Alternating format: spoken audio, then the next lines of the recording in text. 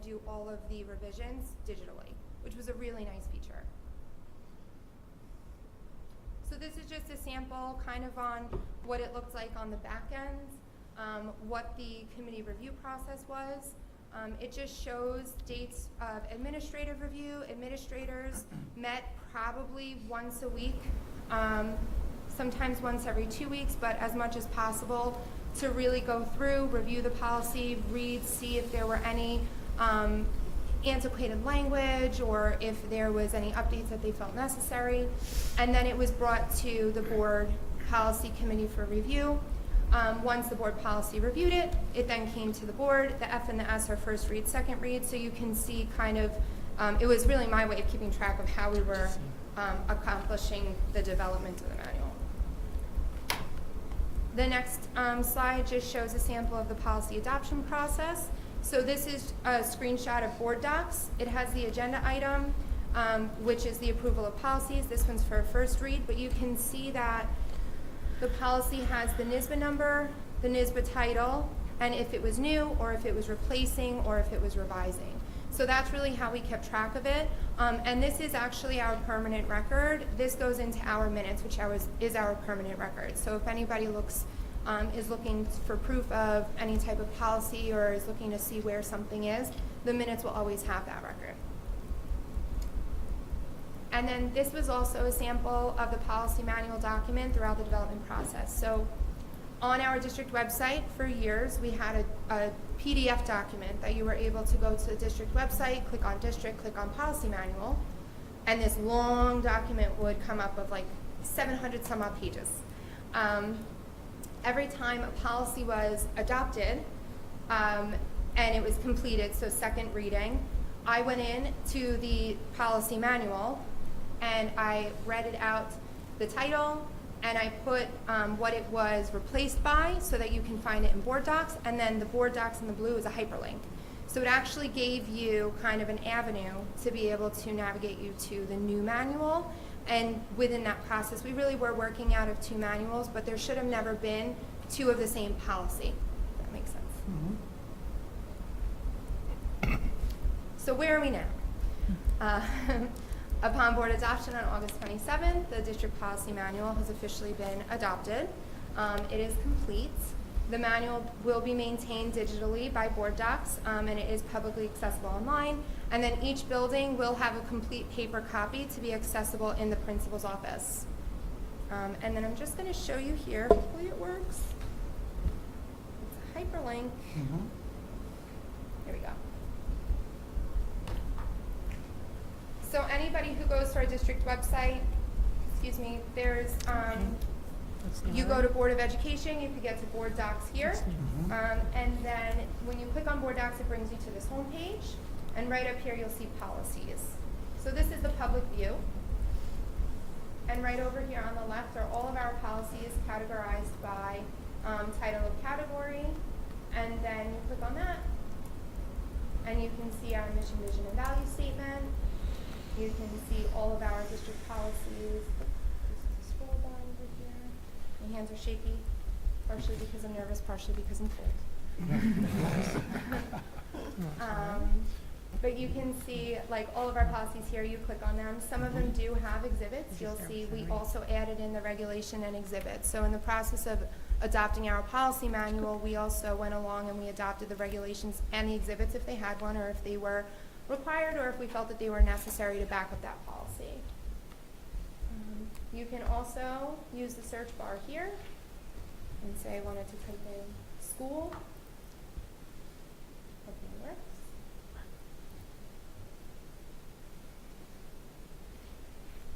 Jeopardy theme song.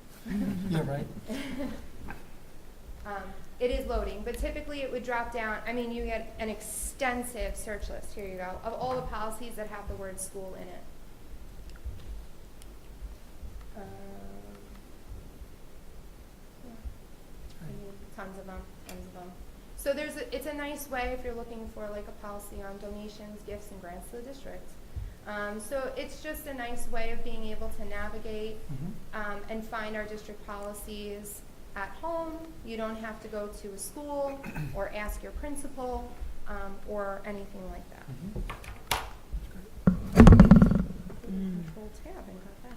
Okay, so now what the future holds. So currently, we do still use the policy update service through NYSBA, and we will also review policies that are recommended by administration.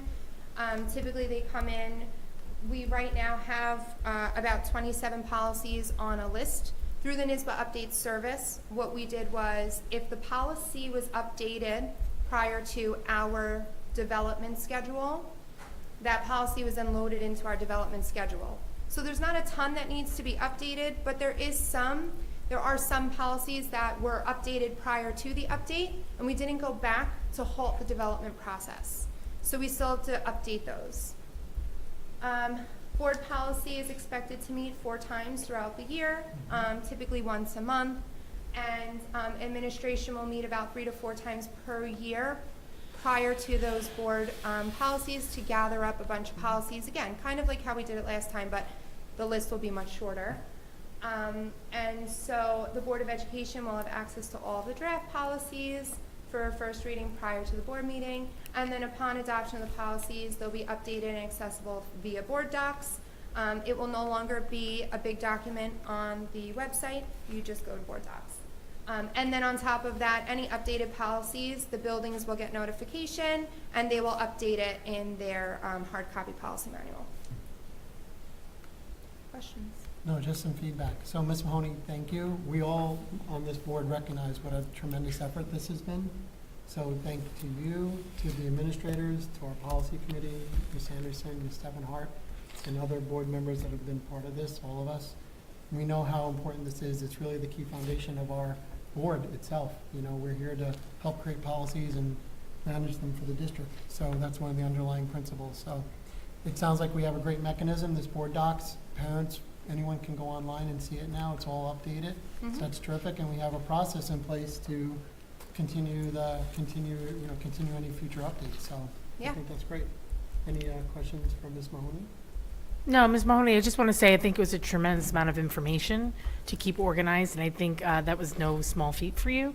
And I appreciate just every time that we had a meeting, everything was right where it needed to be, and just incredibly organized in your delivery. Thank you. Thank you.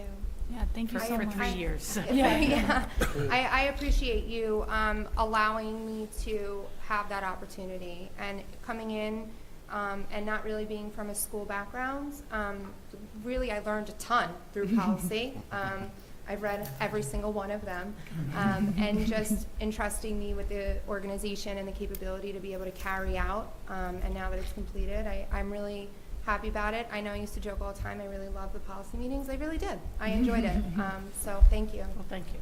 I just wanted to share for our community, that even though we do have this service for NYSBA, which has really just been an incredible organizational tool, that I'm really grateful for the level of thoughtfulness that goes into the preparation for these meetings on your part, on administration's part, and then the conversations that occur in the committee. I really feel proud of the fact that this manual reflects our procedure in a way that's actually like really authentic. It's not just an adoption that this board has made of all of these policies. It's a thoughtful look at all of the procedure within our district. So thank you to everybody for that. Thank you again, Ms. Mahoney. Appreciate the update as well. Okay, next up on our reports reviews, we have safety and security update with Mr. Poole. Thank you.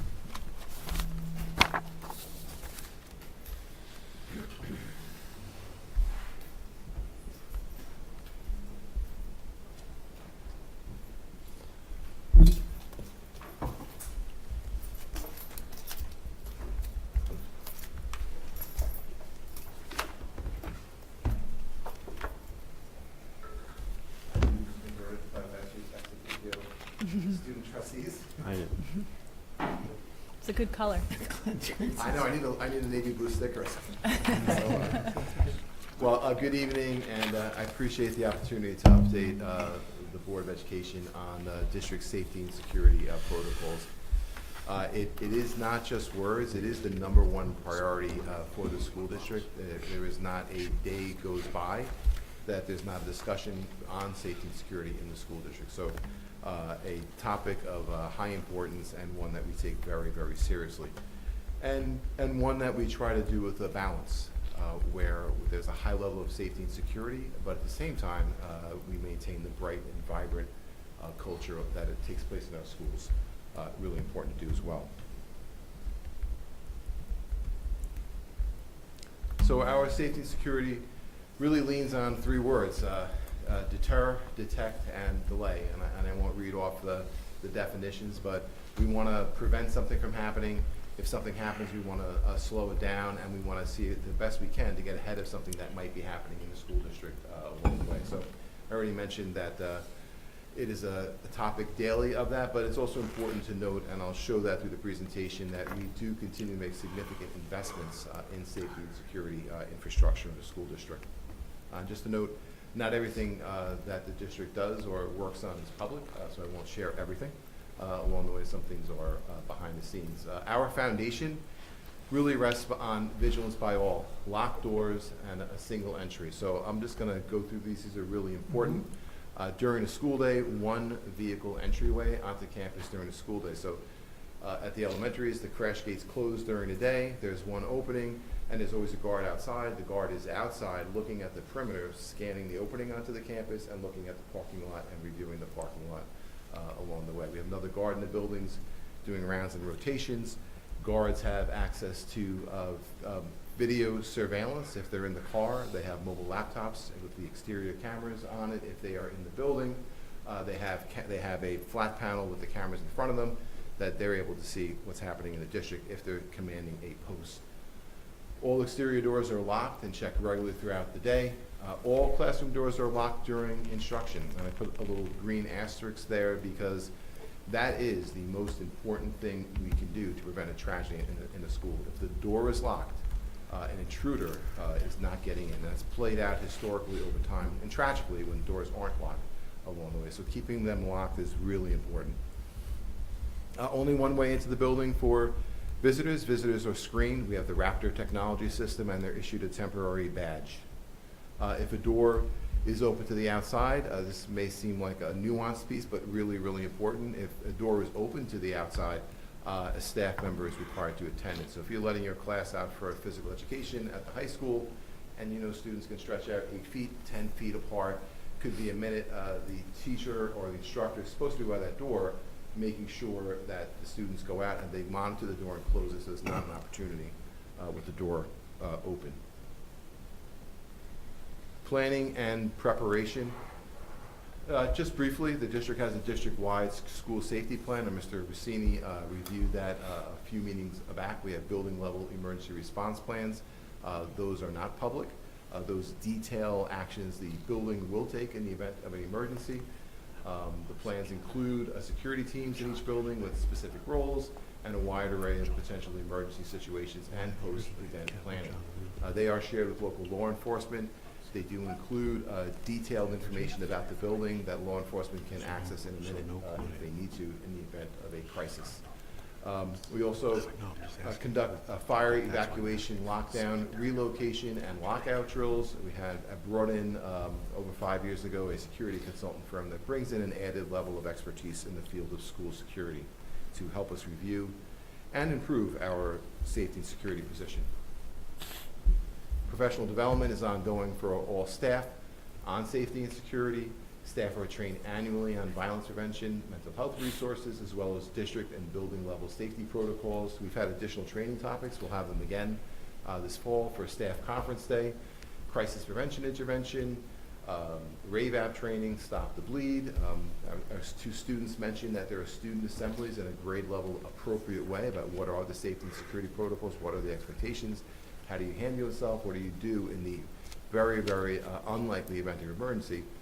What are the actions that students can do to help keep themselves and others safe? We do spend special attention and planning time on students with special needs, and administration regularly attends regional safety workshops, conducts tabletop drills, and then something we started a few years back, if there's an emergency or some event in the school district, like a bus accident, like something not inappropriate being brought into the building, we review collectively the actions that administrator took to highlight best practice and to consider where are the gaps in our plans and what could we do differently or better next time. That's continued. That's been very productive for us. Additional emergency management plans were developed this year for bus accidents. We had one in the fall last year. It was handled incredibly well by Ms. Smith at Miller Avenue. So we documented the best practices and put that in writing for all administrators to follow as a handbook. And it may seem silly, but it's not.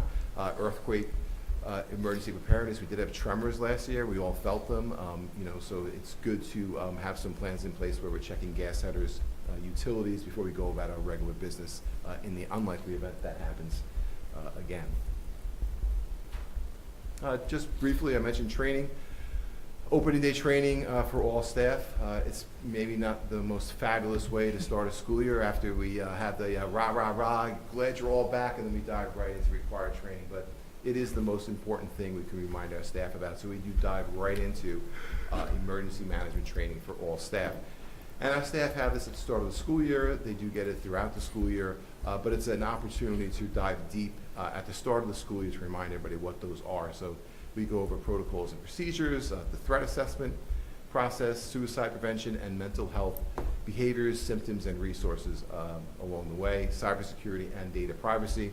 And just to note that we have a process in place that when a new staff member is onboarded into the school district, within 2 weeks or so, Mr. Ackerman gets a list. Those staff members have a chance to book a session with Mr. Ackerman, and he trains that new group of new staff on district-wide safety protocols and procedures so that we're not missing anybody that's newly hired. Just to note, I want to thank Ms. Everhart and Ms. Basicki, two of our school psychologists who did the presentation on opening day on mental health behaviors, symptoms, resources, and supports, really focusing in on staff on what are those signs of distress, beyond ones we may typically know, which are poor attendance and failing grades. There's a host of other items that a staff member could pay attention to, and then letting them know, what do you do if you see them? Who do you reach out to? What are those appropriate steps that we can take to help somebody that's in need before somebody gets to a point where they feel like they have to do something that there's no way back from. So this is a really important presentation for staff. On a similar topic, every building has I'll call it a child study team for a blanket statement. That reviews regularly students that are in need of any additional supports, and among those are social and emotional support or any type of behavior interventions. During COVID, so there were some silver linings in COVID. During COVID, we started the social and emotional parent survey twice a year. We've continued to do that, and parents take the survey, and every time we give the survey, a few more families reach out and say, could I speak with somebody? We need a little bit of help on this, and we hadn't heard from them before, so we will continue to do that. We have 13 mental health professionals in the school district. There's a link there this will be on the webpage in a couple of days, so community members can access it. That's the link to our mental health departments and programs. And just added on the bottom there, a couple of years back, because it was so difficult to get psychotherapy services, weekly psychotherapy services, the District Board of Education supported a lease with North Shore Youth Council to put a facility, kind of unnoticeable, right, even at this point, on the back of the high school where students can get immediate access to mental health support from professionals. Another silver lining that continued through COVID was the high school mentor program. We use the ARP and ESSER funding, but we do have some teachers that have some .1s or .2 sometimes in their schedule. They get an overview of what it means to be a mentor to students.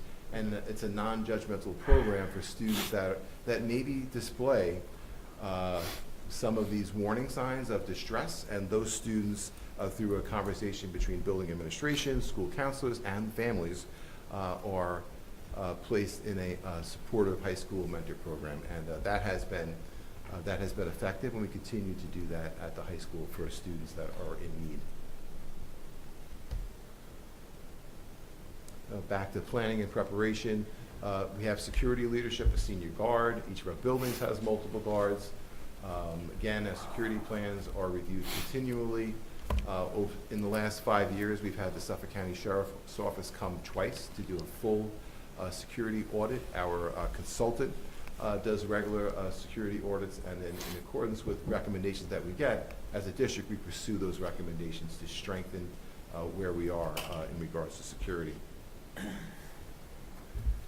Over the summer, just for an example of the reviews that we do, over the summer during our administrative retreat, the administrative team broke up into small groups, took a building, and went through, I want to say, Mr. Arcuri, probably 300 questions related to our insurance provider, NYSER, really a great document, hardening the target, softening the environment, a school checklist.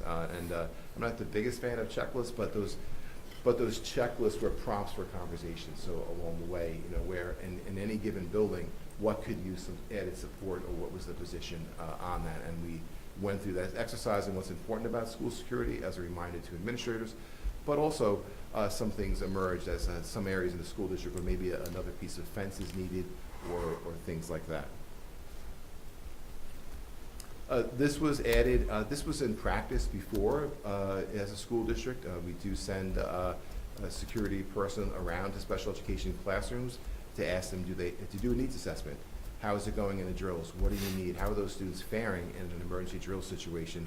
This year, we formally put those protocols into the district-wide safety plan, and we'll be following up on those as we normally do with students that have disabilities or special needs. You'll see on the photo, we put those in a couple of years ago. That is an emergency stair chair for somebody who has trouble navigating the stairs. So every now and then, somebody with physical needs the help of that chair in an emergency. Monitoring the campus. Any parent or visitor, as I mentioned earlier, has to go through the main entrance to obtain a visitor's pass. If you don't have that sticker, you'll be approached, asked to leave, head back to the main office. School personnel, they're all required to wear your personal ID badges. I'm pretty hard to miss with my full head of hair, but I wear my badge every day, so you can identify me as a school employee. Secondary students have ID badge, swipe in, and the district does have a central video command center. I mentioned the mobile surveillance center, so we do have a central video command center, a bank of flat panel TVs with all of the exterior cameras of the school district on them from, I won't give the exact hours, I won't give everything away, but with somebody manning it. So they are reviewing those exterior cameras on a regular basis, and if something happens, there's a system in place for them to notify the building if they see something that is suspect. Last year, I want to thank Mr. Rossini, Mr. Esposito, Mr. Arcuri, the whole IT department, our principals. This is a big lift. Last year, we finished the installation of a digital door monitoring system. If you see in the picture there, all the doors now, if they're left open for a period of time that exceeds the set time for that door. So all the district doors were reviewed, analyzed. Some doors, there may be a reason for that door to be open for 30 seconds as the class goes out, so that might not trigger the alarm. Some doors should never be open. So when that door goes off and the alarm goes off, there is a response. Somebody addresses the door, they go check the door, and that can't be cleared on the screen until that is cleared. And if you see our main offices, you probably notice that they have flat panels too that show the exterior of the building. That red alarm will show up for the monitors, for the greeters, so there are multiple people that see the red alarm that check on the door. It's a way of digitally surveilling to make sure that all of our doors are closed. And also, if a door is faulty, or if a door doesn't close right, or we're well past this. Back in the day, somebody might have put a pebble in the door to make sure that it's just easier. We are well past that. But it is an alert and an alarm for us to keep control of the door. You see there, that's showing that door in the courtyard, and the alert and the alarm goes off. A good project, but a big lift, and thank you to all those people I mentioned. I mentioned detect. One thing really important is preventing violence and identifying and addressing threats. So I'm going to talk a little bit about when we receive a potential school threat through an anonymous tip, social media posting, report, or other avenue. And some of that would be a very substantive threat that we know about. That is a clear threat to the school district. I'm going to come to this place X. I'm going to do X with X. That's very clear. We immediately convene a threat assessment team. We call law enforcement, and we have a deep conversation, and all the pieces get get moving. The goal always is to resolve the threat immediately. We all know over the last, since I've been here, we've had a number of those threats, and ultimately it's a student in crisis who needs help. We haven't yet had one where there's really been a real substantive threat to the school district. It doesn't mean, though, that maybe couldn't have went to that if somebody hadn't picked up on the student's actions. The primary objective really is just to prevent violence and to proactively identify students that need help and assist them. And from the U.S. Secret Service, from their reports, which come out every 2 years, we're probably due for one from them. Threat assessment is the best practice for preventing targeted school violence, and I put on the bottom there, the overwhelming majority of active attackers leak their intent to conduct some type of violent action. So there's usually always a red flag or a tip or something that somebody could have seen and somebody could have addressed. And on the bottom there, I have, if you see something or hear something, say something. I encourage everybody and anybody to pick up the phone, call my office, call Mr. Arcuri. If you have a safety or security concern, see something, make the call. Of course, if it's an emergency, call 911. Just briefly, the threat assessment process, I'm not going to read everything on there. Again, we posted on the webpage. We evaluate the threat. We attempt to resolve the threat as a transit because some threats are vague and unclear. So when a 4 or a 5-year-old makes a threat, and you can imagine in a general way, we try to resolve it in a way with a conversation with the parents, with the staff, with a review, with an investigation to see if this is just a threat that was an expression of anger or frustration that can easily be resolved along the way. We're reluctant to get there, but we do get there at times, especially with younger students along the way. Most times, if it's not clearly a transient threat, meaning a younger student out of anger, it is treated as substantive. We will use law enforcement support, and I won't declare it. You'll see in my email or information to families. I won't declare it as not credible until I get the okay from the police department to say, yes, Mr. Poole, that's a non-credible threat. There's no concern. Anyway. But for all substantive threats, we do call 911 right away.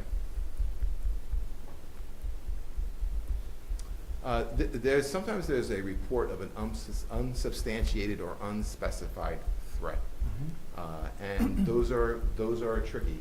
So in order to keep schools open, we do have the option to conduct a bag search. So let's say there's a vague, unspecified threat that the police department, we all believe strongly, comes from overseas. Is a poorly written email, but it's still a threat and it's not resolved. Nobody has definitively said to me, oh, hey, Mr. Poole, that's clearly an email from a bad actor from Europe.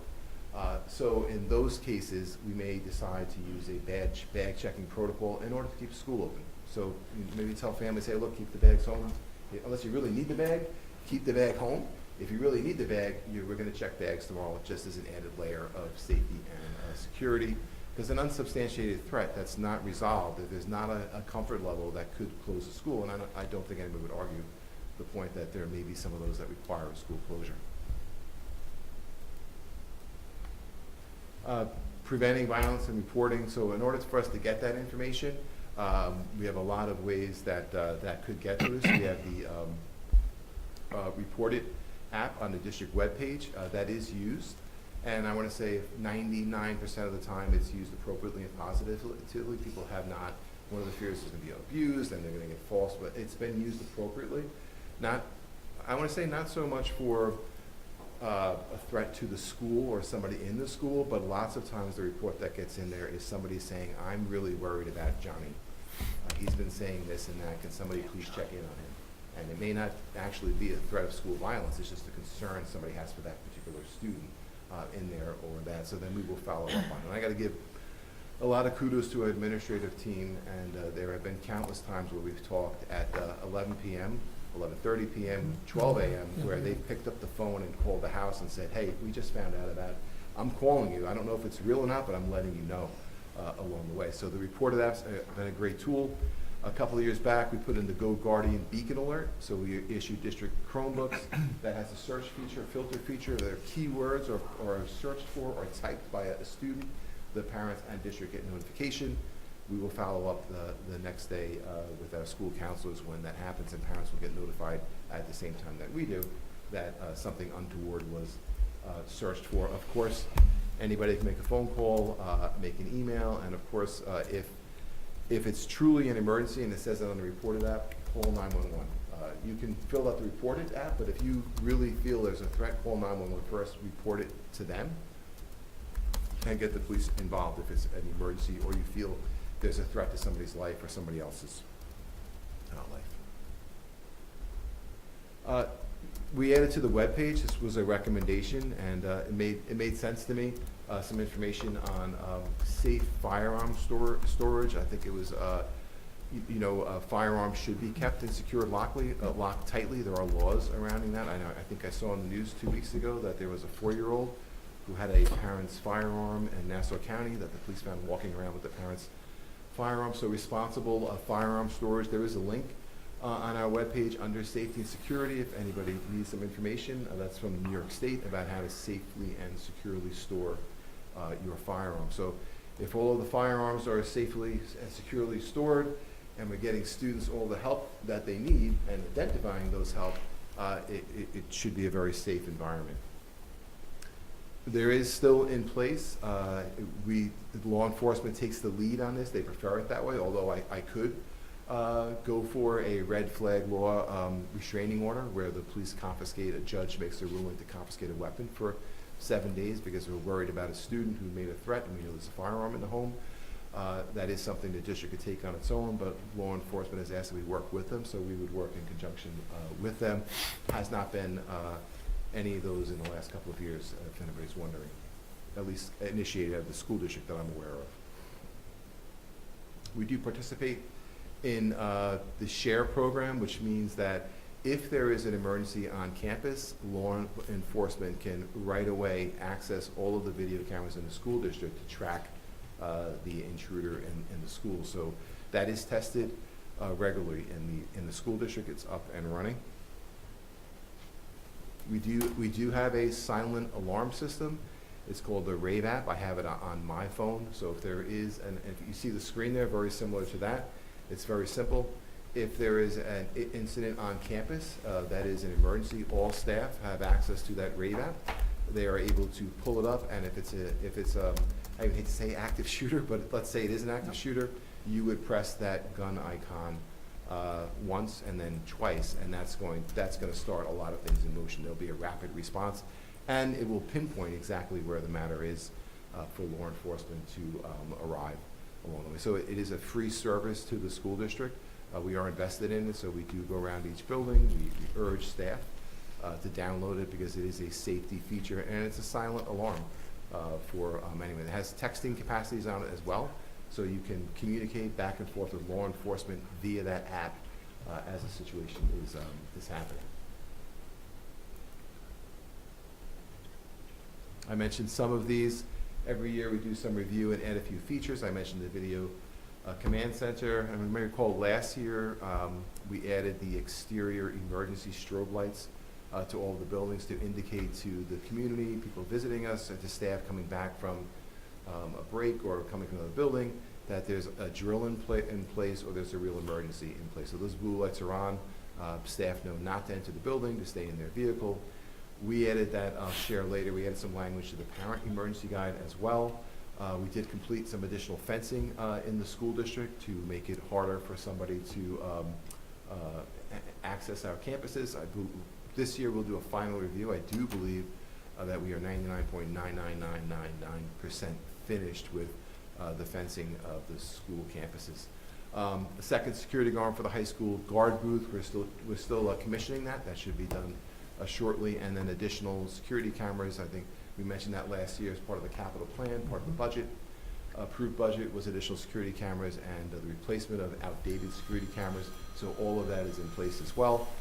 That's a little picture of the strobe light warning system and what somebody should be reading. I will mention as well that as part of our health and safety committee, it came up, and those of you who sat on that committee, staff saying, hey, when there's an emergency and I have 79 people playing the trumpet, I'm not hearing everything. So we assessed all the buildings, located all the spots where the volume of the class would prevent somebody from hearing that there's an emergency in place, and installed the same exterior strobe lights in the interior spaces in the building. So That's right. at this point, we're about halfway complete with that installation. The high school's complete, working on the middle school, but we will get all those places covered. That way, nobody's gonna miss it if there is an emergency in the building.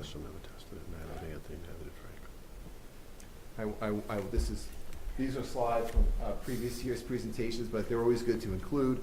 We do have a number of security infrastructure features in the school district. I won't read through all. I mentioned the medical evacuation chairs already. We did update our security vehicles. We do have the double buzz-in entryways. We do have the save hotlines in our school system. We do have the ability, the public announcement system has been integrated with the phone system. So now when an announcement is made, that is able to go over the phones and the PA system. So in spots where the PA system may not be reaching, the phone speaker will share the message. We have a system in place as well where any staff member can punch in a code in a phone and make an announcement over the phone speakers to the entire building. So if there's something going on that a staff member sees, they punch the code in, they can make the emergency call in the building along the way. And we've seen that time again in emergencies where the first person to see something is not the principal. It's usually somebody else that sees something that's a safety concern. I mentioned the Raptor system, the reported system, mobile surveillance. We do have 40-plus AEDs across the school district. I know one of our students mentioned the athletic updates. I know Mr. Brownhoff just met with the middle school teams. They went over with the teams, with the coaches. That's a vulnerable part of the school day, right, for emergencies. They're out in the backfield. They went over the emergency protocols. They went over what to do if somebody has a health issue. What do the students do? What do the coaches do? And that was a great process. We certainly have resources across all of our buildings in the event of an emergency.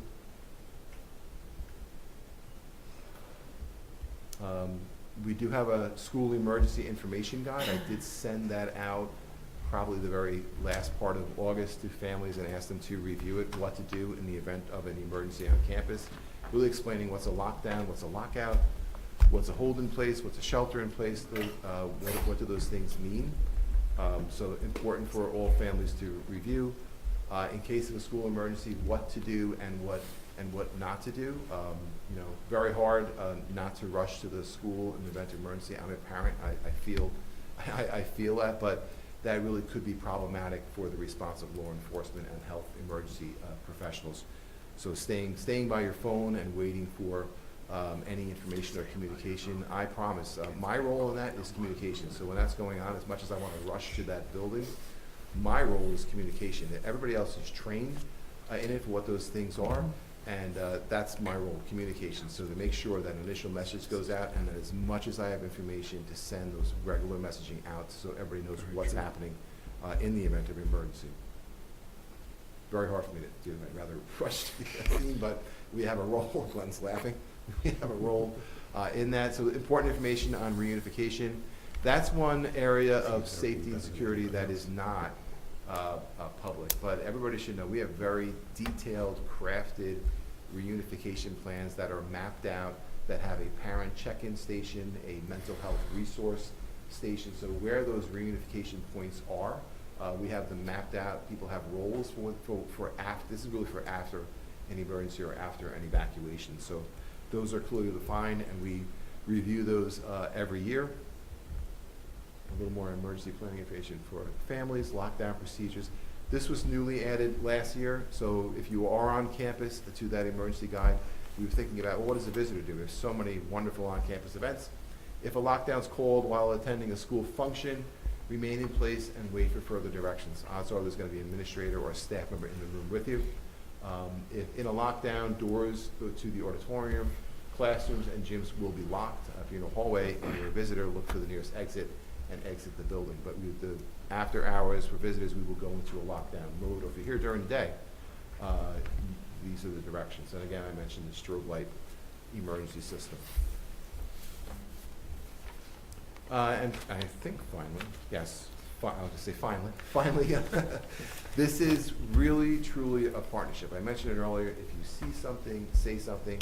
This is a partnership between students, administrators, parents, the Board of Education, and law enforcement. We all have to say something. If we see something, we all have to identify somebody in need and get that person the help that they need if there's any concerning behavior. No one is ever wasting our time by making a phone call and saying, oh, I think this.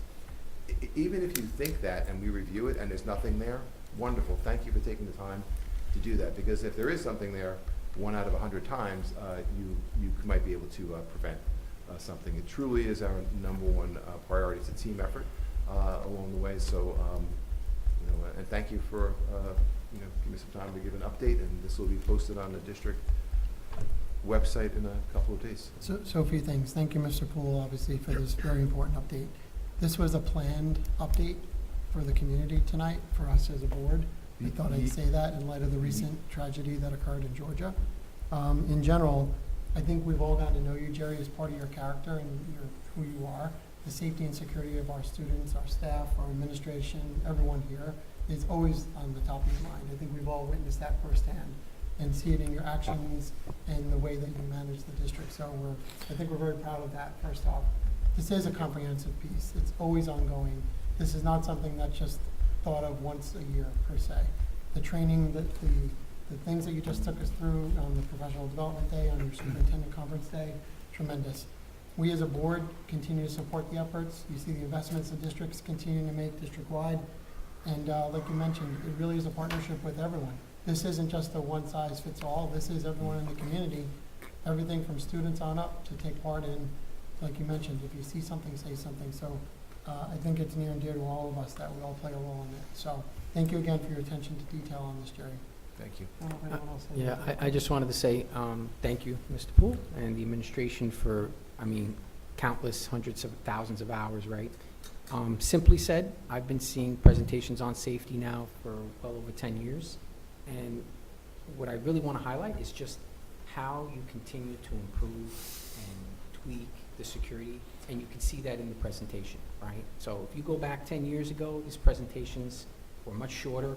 There wasn't a lot in terms of where we are today, and that's just a testament to your leadership and the administration. Phenomenal, and thank you very much, because Thank you. it's in the forefront of everyone's minds these days, and all this detail, again, you're fitting it onto 36 slides, but there's a lot more behind this. So Correct. thank you again. Thank you. Thank you, Mr. Poole. Good luck. Force be with you. So next up, we've got on our reports and reviews, an update from Mr. Meinster on our grading practices, the plan for the year. Oh. Looking forward to this, Mr. Meinster. Thank you. Again, I just want to know how I'm going to get an A, Mr. Meinster. Can you- I just really. Study. Study. Study. A plus, Pay excuse me, attention, not just study. an A. I want to improve. I need the process improvement. Get the plan. homework done. I can't wait to hear how I'm going to do that.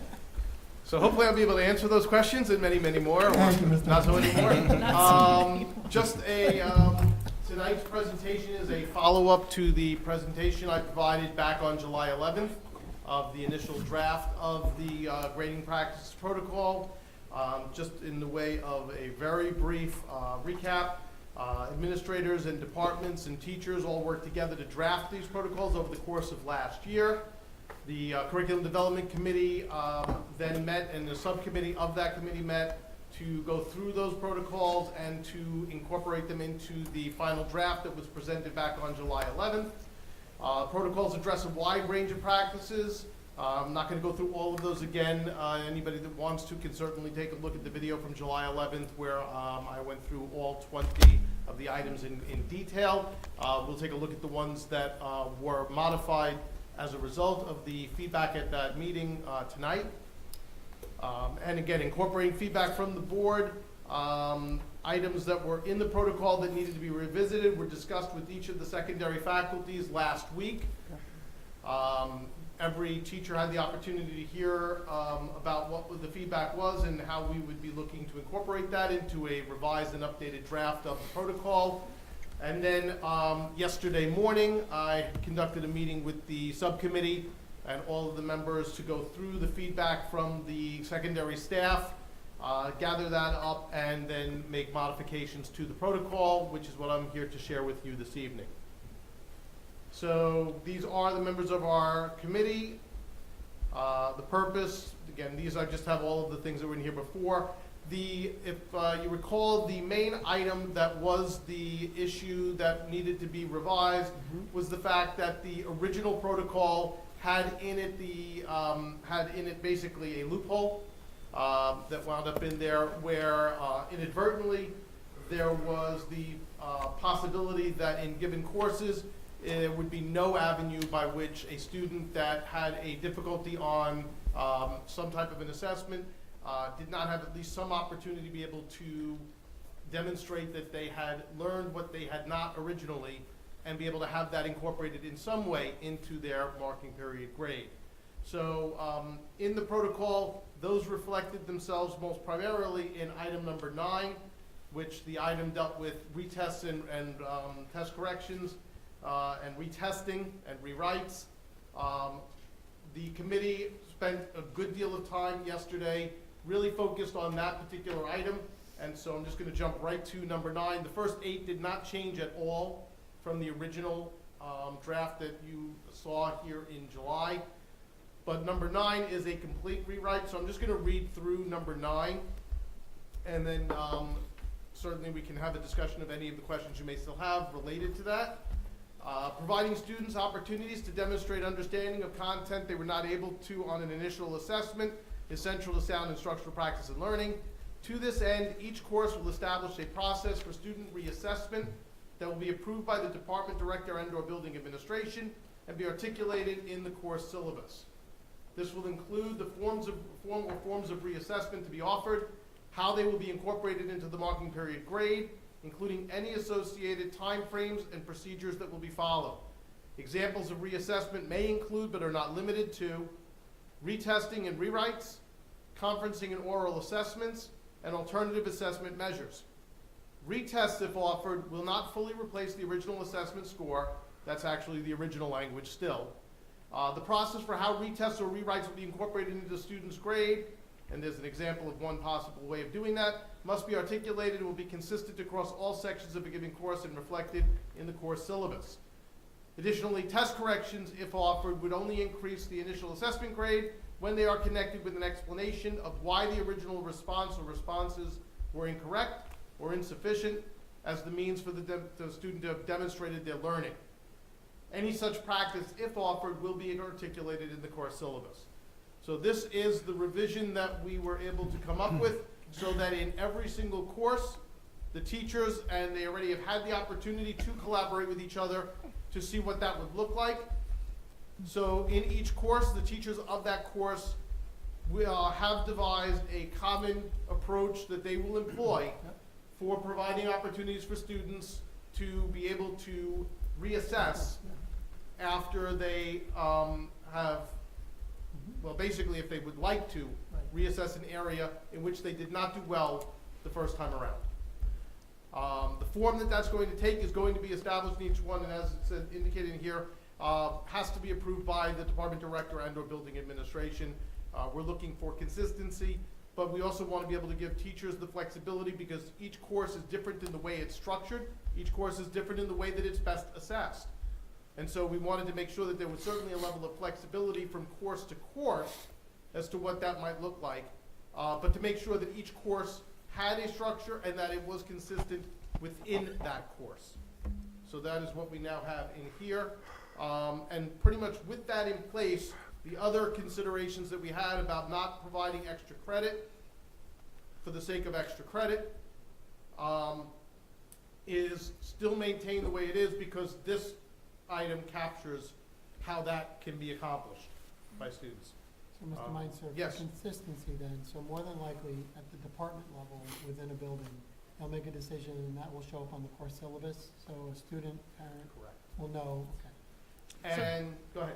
I'm sorry, I just think Yep. that the changes that you made in 9 were so important because it provides an avenue for the students to create revision and thinking and have some growth there. So I think you solved some of our concerns for sure, if not all.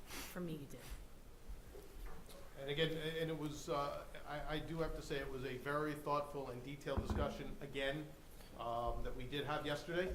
And the teachers were really very much on board with the idea, as long as there was enough flexibility that they felt that the method that they were going to use to be able to do that was something that was aligned with Yep. their expectations and the needs of the course itself. And so this was something that really did gain traction across all of, and this was, again, something that all the staff were involved with. So this is not, you know, where a handful of people in one room were making any kind of decision. This is something that had the, really the broad-based consensus of the teaching staff at both the middle school and the high school. Beautiful, thank you. What's the anticipated rollout? Immediately, as soon as, I'm hoping for support for this and from board tonight. The draft, the revised draft this year was shared with the staff earlier today, so that they had the opportunity to also take a look at this and to see the revisions that the committee came up with yesterday.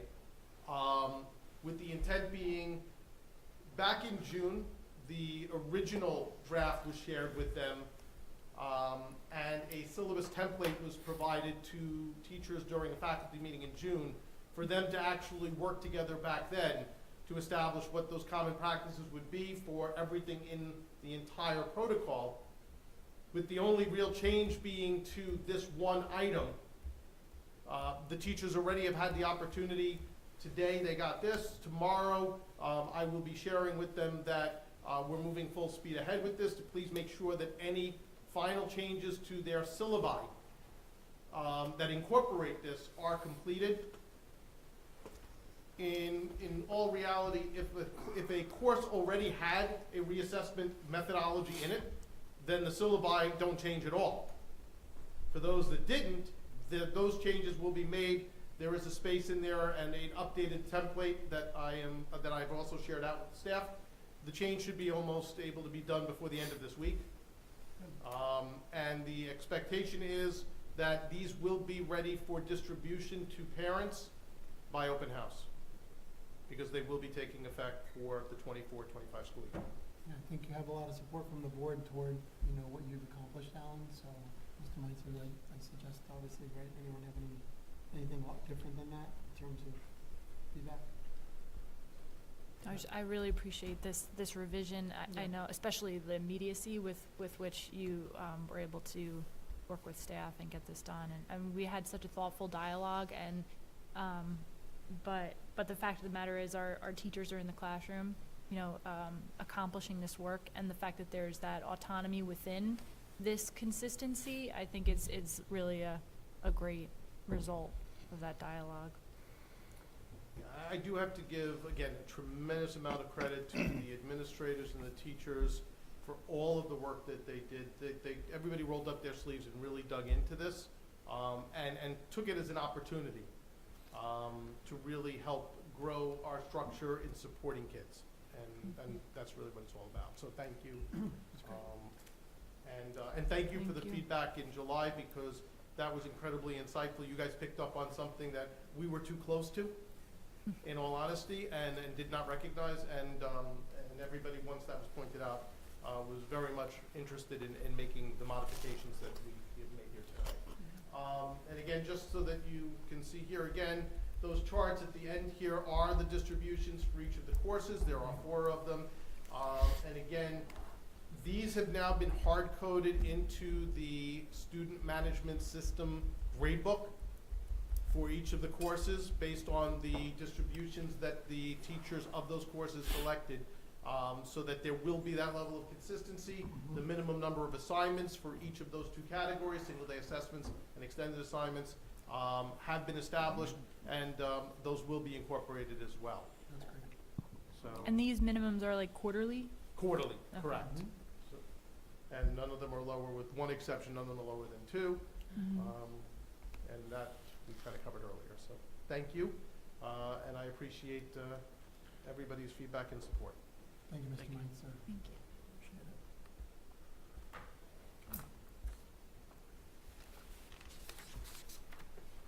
it. Next up on our agenda will be our votes and resolutions. First will be our approval of our August 27th, 2024 regular public meeting minutes. May I get a motion? Jim, second. Jim. So first Jim S., second Jim L. Any discussion or Great job. questions? Okay Just to the way you vote. want it. All in favor? 7-0. I need to get a break.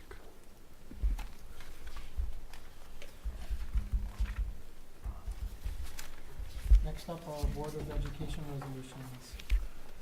First section, may I take them as a block, are 2425032 and 2425033. Okay to take it as a block? Okay.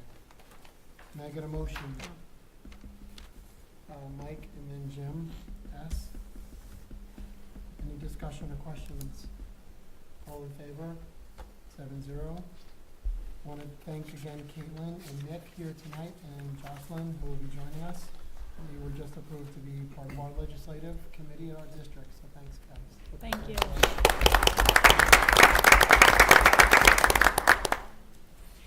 Okay. Next up are curriculum and instruction resolutions. And this section is 2425034, approval of the fifth grade trip. May I get a motion, please?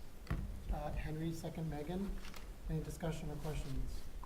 I just wanted to comment on how comprehensive the backup material was for the Philadelphia trip. Say thank you to you and your staff. I mean, if there's any questions, it's in there. The answer's there, so thanks again. So is that And that's a Mr. great, Brunello? that's a Yeah. great trip, and become part of our culture, and it's just, thanks again for pushing that. We appreciate the dissertation. Superintendent Parnell. Yes, thank you, Mr. Brownell. Superintendent Parnell. On that note, Future any other superintendent discussion or Parnell. questions? No, it's exciting. Okay, all in favor to vote? 7-0. Good trip.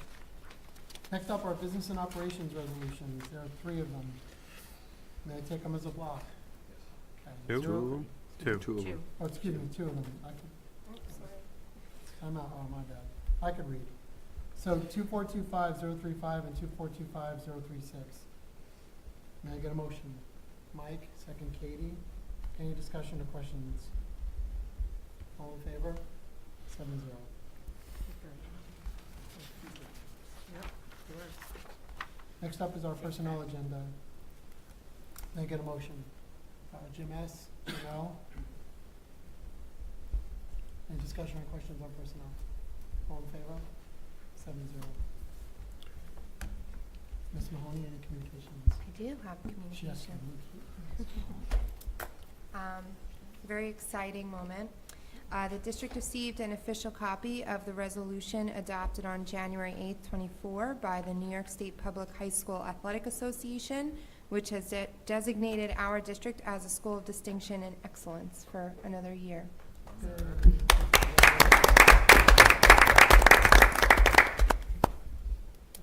Thank you, Ms. Mahoney. That was really good news. Any other board discussion?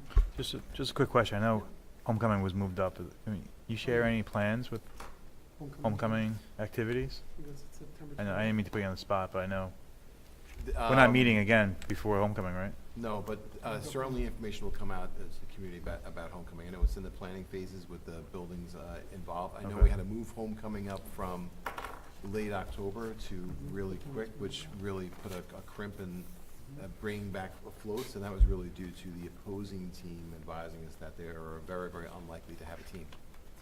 So I'm happy to provide an update, and gather some information. I'm not sure if maybe Mr. Dean or Ms. Roberts know a little more than I do about the planning phases of it, but maybe not. I don't know if, but no further, not to put you on a spot. But I'll certainly provide some information, and we'll get the word out to the community about what the details are along the way. But there are some homecoming events, and I do know the high school PTA is involved. I do know there's a neon theme in the works with some T-shirts Oh, neat. coming out. What's the date? Is it's Friday? The 19th? 20th? Friday?